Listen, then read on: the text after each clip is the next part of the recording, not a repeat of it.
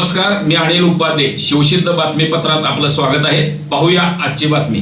घुणकीत नियमित घरफाळा भरणाऱ्या ग्रामस्थांनाही घरफाळा पाणीपट्टीमध्ये सवलत द्यावी.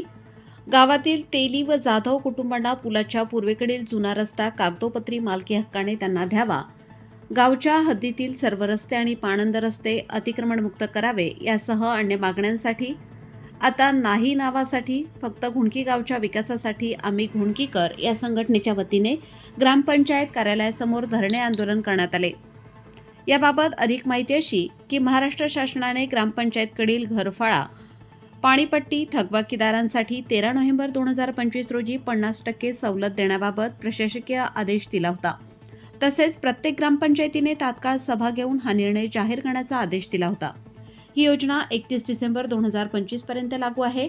पण हातकणंगले तालुक्यातील घुणकी ग्रामपंचायतने मात्र नागरिकांनी तक्रार केल्यानंतर 8 डिसेंबर रोजी सभा घेऊन या आदेशाची अंमलबजावणी करण्यास सुरुवात केली होती. या सभेमध्ये सरपंच सुजाता सुभाष जाधव यांनी 31 डिसेंबर पर्यंत घरफाळा भरणाऱ्या सर्व ग्रामस्थांना डस्टबिन देण्याचा निर्णय घेतला. यावेळी ग्रामपंचायत सदस्य संजय बुड्ढे, शहाजी सिद्ध यांनी डस्टबिन देण्यास विरोध करून त्याऐवजी ज्या ग्रामस्थांनी नियमित घरफाळा आणि पाणीपट्टी भरली आहे त्यांना सवलत देण्यात यावी अशी मागणी केली. याला ग्रामसभेनेही मान्यता दिली होती. त्याची अंमलबजावणी व्हावी. गावातील तेली व जाधव कुटुंबांना पुलाच्या पूर्वेकडील जुना रस्ता कागदोपत्री मालकी हक्काने त्यांना द्यावा. गावच्या हद्दीतील सर्व रस्ते आणि पाणंद रस्ते अतिक्रमणमुक्त करावे. बाजारपेठेतील बस थांबा अतिक्रमणमुक्त करावा. माहिती कायद्याअंतर्गत मागितलेली माहिती दिशाभूल न करता द्यावी. ग्रामपंचायतीच्या खात्यावर सुमारे 70 लाख रुपये शिल्लक असून त्यातून गावातील रस्त्यांची डागडुजी करण्याची मागणी केली होती. ही शिल्लक रक्कम गावच्या विकासासाठी खर्च करणार नसाल तर मग कशासाठी करणार आहे याचे उत्तर ग्रामपंचायतीने द्यावे. पण ग्रामपंचायतीने ही मागणी धुडकावून लावली होती. ग्रामसभेने विरोध करूनही डस्टबिन देण्याचा ग्रामपंचायत बेकायदेशीररित्या लावलेला फलक तात्काळ हटवावे अशी मागणी केली होती. पण ग्रामपंचायतने याकडे दुर्लक्ष केल्याने ग्रामपंचायत कार्यालयासमोर धरणे आंदोलन करण्यात आलं. त्यानंतर ग्रामस्थांनी ग्रामपंचायत अधिकारी डी शिंदे यांना भेटून डस्टबिनला ग्रामसभेने विरोध केला असून आर्थिक तरतूद नसतानाही जनतेशी दिशाभूल करण्यासाठी आपण लावलेले फलक काढून घ्यावेत. डस्टबिन खरेदी करण्यास लाखो रुपयांचा खर्च येणार आहे, तो खर्च करू नये अशी मागणी केली. यावेळी शहाजी सिद्ध, संजय बुड्ढे, प्रमोद भानुसे, सचिन सिद्ध, बाजीराव पाटील, संजय जाधव, शिवाजी जाधव, सचिन जाधव, आदिनाथ सिद्ध, जालंधर जाधव यांच्यासह ग्रामस्थ उपस्थित होते. याबाबत ग्रामपंचायत अधिकारी डी शिंदे यांच्याशी संपर्क साधला असता ग्रामसभेमध्ये डस्टबिन देण्यास विरोध झाला असून त्याऐवजी नियमित फाळा भरणाऱ्या ग्राहकांना सवलत द्यावी अशी मागणी ग्रामस्थांनी केली होती. त्याबाबत वरिष्ठांच्याकडून अभिप्राय मागवला असून त्यानंतर निर्णय घेतला जाईल. तसेच डस्टबिनसाठी कोणतीही आर्थिक तरतूद सध्या नाही. त्याचबरोबर 2023 ते 2025 मधील सुमारे 70 लाख रुपये ग्रामपंचायत खात्यावर शिल्लक असून नियोजित आराखड्यानुसार खर्च करण्यात येईल असे सांगितले. आता नाही नावासाठी आम्ही घुणकी गावच्या विकासासाठी या उद्देशानं घुणकी गावातील तरुण वर्ग व ग्रामस्थांनी जो घुणकी गावामध्ये जो लढा उभा केला आहे त्या लढ्याला सर्व ग्रामस्थांचं भरभरून पाठबळ मिळत आहे. आणि हा लढा उभा राहण्याचं कारण की घुणकी गावामध्ये गेले 2-3 वर्ष झाले आम्ही घुणकी फाटा ते रिक्षा स्टॉप, शिवनेरी चौक, चावरे रोड, मंगराई सिद्ध मंदिर रोड, गायरान रोड या ठिकाणी अतिशय खराब रस्ता झाला होता. लोकांनी जाण्यासाठी अडचण होत होती. लोकांच्या कमरांच्या चकत्या निष्ठत होत्या. म्हणून आम्ही आमदार खासदारांना विनंती केली, सोशल मीडियाच्या माध्यमातून ग्रामपंचायतला पत्रव्यवहार केला आणि हे खड्डे तरी निदान मधवून घ्यावं. कधी निधी मिळायचा तेव्हा मिळून दे, परंतु अक्षमशः ग्रामपंचायत प्रशासनाने, लोकप्रतिनिधी, आमदार खासदारांनी या आमच्या मागणीकडे दुर्लक्ष करून आमचे अर्ज कचऱ्याच्या टोपलीमध्ये टाकण्याचा प्रयत्न केला. आणि यातूनच उद्रेक निर्माण होऊन गावातील तरुणांनी, ग्रामस्थांनी लोकवर्गणीतून घुणकी फाटा ते शिवनेरी चौक डांबरी करून पॅचवर्क केलं आणि मंगराई सिद्ध मंदिर, गायरान, चावरे रोड इथे मुर्मीकरण करून अत्यंत चांगल्या पद्धतीने रस्त्याचं खड्डे मजवलं. त्याबद्दल मी सर्व तरुणांचं आणि ग्रामस्थांचं या चॅनलच्या माध्यमातून मी अभिनंदन करतो. तसेच आम्ही ग्रामपंचायतच्या या मनमानी कारभाराविरोधात, भोंगळ्या कारभाराविरोधात 24 तारखेला आम्ही या ठिकाणी आंदोलन केले होते. या आंदोलन करण्यापाठीमागचा आमचा उद्देश हा एकच होता की 12 नोव्हेंबरला शासनानं ज्या वेळेला जे थकबाकीदार आहेत, घरपट्टी पाणीपट्टी जे लोक थकीत ठेवलेले आहेत 2-4 वर्ष कोणी 10 वर्ष, त्यांना माफ करण्याचा 50% GR आला. हा 10 नोव्हेंबरला आला. परंतु ग्रामपंचायतनं 28 तारखेच्या ग्रामसभेला तो विषय घेतला नाही. म्हणजे आम्हाला संशय आला की ही ग्रामपंचायत जाणून बुजून शासनाचं येतेलं GR दाबून ठेवतोय काय. आमचे सहकारी मित्र युवा क्रांतीचे प्रमुख आमचे संजय बुटे साहेबांनी तो विषय ग्रामसभेला मांडला की 50% माफीचा GR आपण या सभेला का घेतला नाही. तर त्यावेळेला लोकप्रतिनिधी आणि ग्रामसेवकांनी सांगितलं यासाठी स्पेशल मीटिंग आयोजित करावं लागते.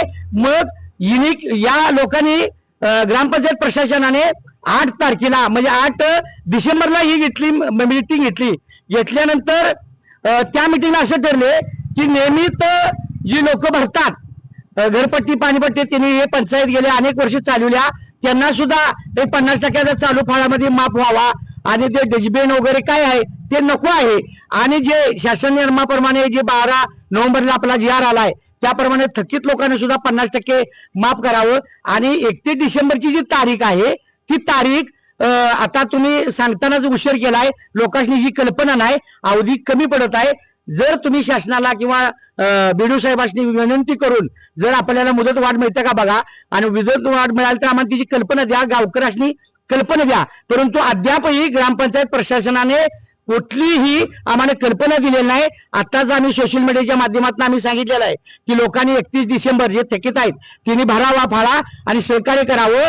आणि यानंतर जर या नियमित भरणाऱ्या लोकांना घरपट्टी पाणीपट्टी आहे त्यांना जर 50%ची माफी दिली नाही, हो निर्णय ग्रामसभेला झालेला आहे, 10 तारखेच्या मासिक मीटिंगला झालेला आहे. त्याच्या विरोधात जर ग्रामपंचायत प्रशासनाने लोकप्रतिनिधी निर्णय घेतला, आता फक्त धरणे आंदोलन झालंय. या ठिकाणी आम्ही येणाऱ्या काळामध्ये या ठिकाणी आम्ही वेगवेगळे उग्र आंदोलन केले जातील. आम्ही आत्मधर्मही करू, परंतु गावाला न्याय मिळवण्यासाठी आणि युवकांची चळवळीला न्याय देण्यासाठी आणि चळवळ कुणी दाबू नये यासाठी आम्ही सातत्याने प्रयत्न करू आणि गावाचा विकास करू, राजकारण विहित करू. आणि आमचं लोगलच ठरलेलं आहे की आम्ही आता फक्त नावासाठी नाही, आम्ही गुंडकी गावच्या विकासासाठी. जय हिंद, जय महाराष्ट्र. गुंडकी ग्रामपंचायतकडे येणारा शासनाचा 15व्या वित्त आयोगातला निधी जवळजवळ ग्रामपंचायतच्या खात्यावरती 1 कोटी रुपये शिल्लक राहिलेला आहे. त्याचा एकही पैसा गावासाठी खर्च केलेला नाही. आणि थकीत निधी आता जो घरफाळा आहे तो अंदाजे 67 ते 70 लाख रुपये ग्रामपंचायतच्या खात्यावर शिल्लक आहे. त्यातलाही निधी 1 रुपया गावासाठी खर्च केलेला नाही. मग हा निधी येऊन पडून उपयोग काय गावाला. हा निधी जर गावाच्या विकासासाठी वापरला नसेल तर या निधीचा उपयोग काय करून घेणार आहे, असा ग्रामस्थांना प्रश्न पडलेला आहे.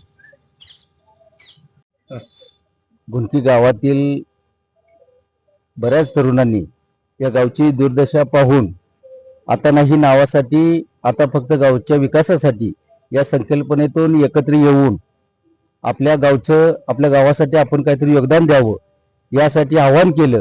आणि त्या आव्हानाला लक्ष देऊन बऱ्याच गावातील नागरिकांनी वेगवेगळ्या संस्थांनी मदत केली आणि त्या मदतीतून गावाच्या विकासाची या ठिकाणी पायाभरणी या ठिकाणी चालू आहे. बऱ्याच लोकप्रतिनिधींना सुद्धा भेटून आम्ही सांगण्याचा प्रयत्न केला, त्यांनी सुद्धा या श्रमदानाचं या ठिकाणी कौतुक केलं.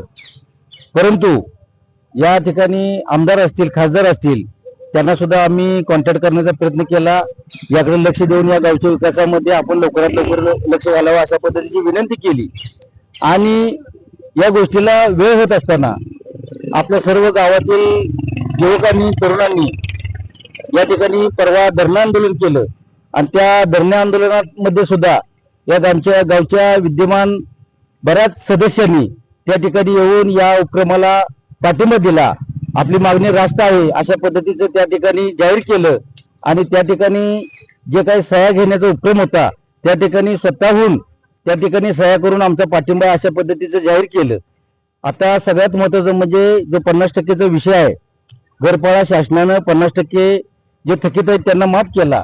त्याच पद्धतीनं जे नियमित कायम भरणार आहेत त्यांना सुद्धा 50% घरफाळा माफ व्हावा अशा पद्धतीची मागणी ग्रामसभेमध्ये आली.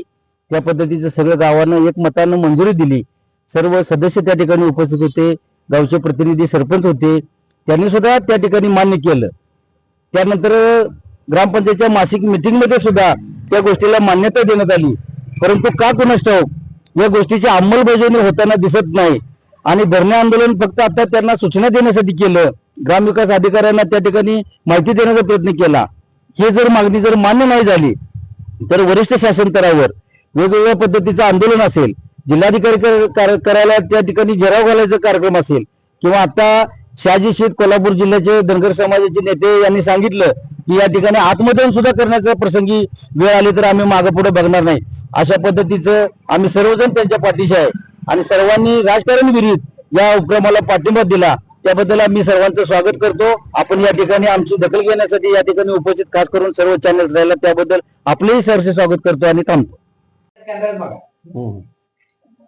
ग्रामपंचायत गुंकीकडून मी ग्रामपंचायत अधिकारी म्हणून सांगू इच्छितो की 15वी आयोगाची आता सध्याची रक्कम चालू आणि मागील वर्षात हे सहित 70,68,000 इतकी असून त्या आराखड्यानुसार खर्च करण्यात येईल.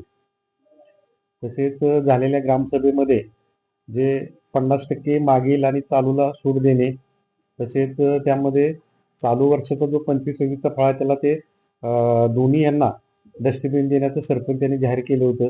परंतु डस्टबिनला कुठली निधी जिचं नियोजन नसल्यामुळं किंवा ग्रामपंचायतीमध्ये त्याला मंजुरी घेणं, त्याचं सगळं नियोजन करणं ते करून करायला लागतं. त्यासाठी आता सध्या तरी डस्टबिनसाठी कुठे नियोजित नाही.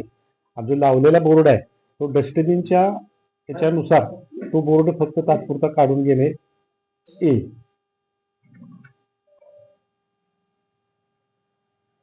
जे चालू घरफाळा पाणीपट्टी भरणार आहेत की नाही, त्यामुळे घरफाळ्यामध्ये त्यांना आम्ही 5% शासन निर्णयानुसार आम्ही सूट देतच असतो. एक अडचण